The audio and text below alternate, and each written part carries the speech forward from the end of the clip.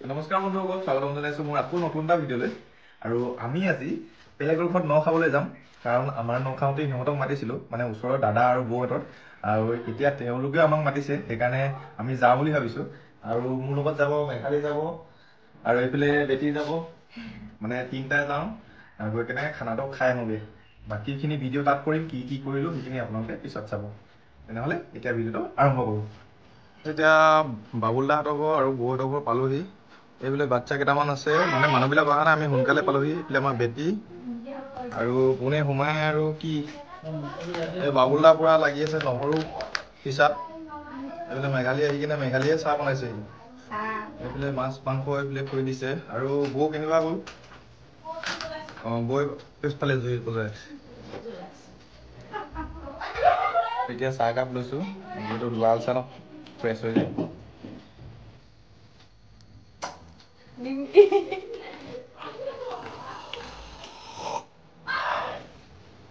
এইফালে বনি আছে ব্ৰইলাৰ মাংস। বৌয়ে পুৰা ব্ৰইলাৰ মাংস বনোৱাত ব্যস্ত। সেইখিনি বনিব চাকনা ভাজি।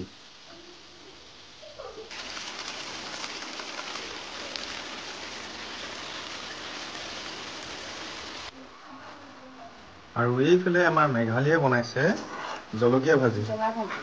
জ্বলা ভাজি কেনেকুৱা হৈছে? খাবলৈ ভাল হ'ব নাই? খালেহে গম পাম কেনেকুৱা হয়। মইতো ভালেই বনাইছোঁ বুলিয়ে ক'ব।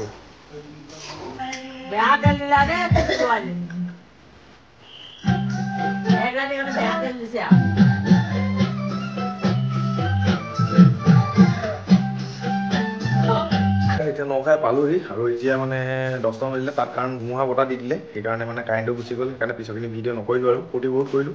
আৰু এতিয়া আহি পালোহি আৰু শুবও লাগিব, অলপ টোপনি ক্ষতিও হ'ল, কাৰণ দেৰি হৈছে, 11টা বাজি গ'লগৈ। এতিয়া আজি ভিডিঅ'টো ইমানতে সামৰণি মাৰিছোঁ। আগলৈ ভাল ভিডিঅ' দি থাকিম, আপোনালোকে চাই গৈ থাকিব। এতিয়ালৈ বাই।